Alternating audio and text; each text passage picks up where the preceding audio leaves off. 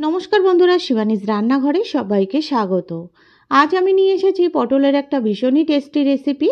রুটি পরোটা বলুন কিংবা প্লেন ভাতের সঙ্গে সব কিছুতেই কিন্তু এটা ভীষণই ভালো লাগে। আর পটল যেহেতু এখন প্রায় শেষের দিকে, তাই এভাবে একবার বানিয়ে দেখুন, ভালোই লাগবে। তা চলুন রেসিপিটা দেখে নেওয়া যাক। আমি দেখুন পটলগুলোকে এভাবে করে কেটে নিয়েছি, আর দানাগুলোকে কিন্তু আমি ফেলে দিয়েছি। আর নিয়েছি এভাবে কাঁচা লঙ্কা চিড়ে প্রায় 4 থেকে 5টা।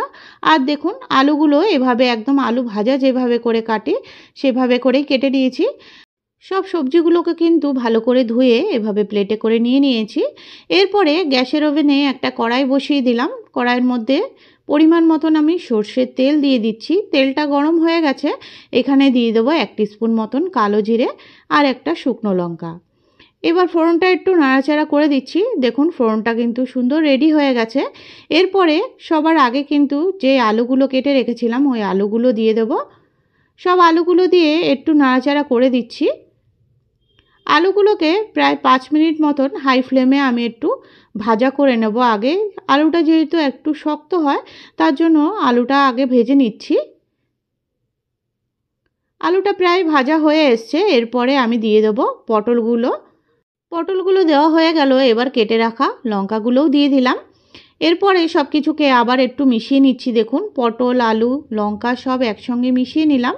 আর এখনও কিন্তু আমি নুন হলুদ কিছুই দিইনি। এভাবে করে মিশিয়ে প্রায় 5 থেকে 6 মিনিটের মতন আমি ঢাকা দিয়ে একদম সিম করে রেখে দিয়েছিলাম। আর দেখুন পটলগুলো কতটা নরম হয়ে গেছে, সব কিছুই খুব সুন্দর নরম হয়ে সেদ্ধ হয়ে গেছে। এরপরে নাড়াচাড়া করে দিচ্ছি আবার। এরপরে দিয়ে দিচ্ছি এখানে 1 টিস্পুন মতন নুন, আর দিচ্ছি এখানে হাফ টিস্পুন মতন হলুদ গুঁড়ো। এবার নুন আর হলুদ গুঁড়ো দিয়ে ভালো করে সব কিছু সবজির সঙ্গে মিশিয়ে নিচ্ছি। নুনটা যদি আমি আগে দিয়ে দিতাম তাহলে কিন্তু সবজি থেকে জল বেরিয়ে কড়াইয়ের গায়ে কিন্তু আটকে যেত, আর সবজিগুলো কিন্তু ভালো করে ভাজাও যেত না। দেখুন আলুগুলো খুব সুন্দর সেদ্ধ হয়ে গেছে। এরপরে হাই ফ্লেমে আমি এটাকে ভাজা ভাজা করে নিচ্ছি। দেখুন এটা আপনারা দেখেই বুঝে যাবেন। আর নুন আর হলুদ দেওয়ার জন্যই দেখুন এখন কড়াইতে কিন্তু লাগতে শুরু করেছে সবজিটা। এরপরে এখানে আমি 2 টেবিল চামচ মতন পোস্ত বেটে রেখেছিলাম, ওই পোস্তটা দিয়ে দিচ্ছি। পোস্তটা দিয়ে আবার একটু নাড়াচাড়া করে সব কিছুর সঙ্গে একটু মিশিয়ে নিচ্ছি। এভাবে করে পোস্ত দিয়ে পটল আলু একবার ভেজে দেখবেন, একদম অন্যরকম একটা টেস্ট আসবে। খেতেও কিন্তু ভীষণই ভালো হয়। এবার পোস্তটা দিয়ে এভাবে ছড়িয়ে ছড়িয়ে কিন্তু হাই ফ্লেমে আমি একটু ভাজা ভাজা করে নেব। আর এখানে দিয়ে দিচ্ছি 1 চামচ মতন চিনি। চিনিটা কিন্তু অবশ্যই দেবেন, যেহেতু আমি একটা রুটির সঙ্গে সার্ভ করব, তার জন্য একটু মিষ্টি মিষ্টি হলে ভালো লাগে। আপনারা আপনাদের পছন্দ মতন মিষ্টিটা ব্যবহার করতে পারেন।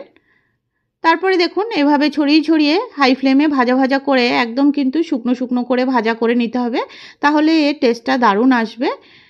তো দেখুন বন্ধুরা এটা কিন্তু আমার পুরোপুরি রেডি হয়ে গেছে। রেসিপিটা যদি আপনাদের ভালো লেগে থাকে প্লিজ চ্যানেলটিকে সাবস্ক্রাইব করার অনুরোধ রইল। আর যারা সাবস্ক্রাইব করে রেখেছেন তাদেরকে অসংখ্য ধন্যবাদ। এভাবে করে একবার হলো ট্রাই করে দেখবেন বন্ধুরা, ভীষণই টেস্টি হয়। রুটি পরোটা বলুন কিংবা প্লেন ভাতের সঙ্গে খেতে কিন্তু দারুণ লাগে। আজ তবে এটুকুই।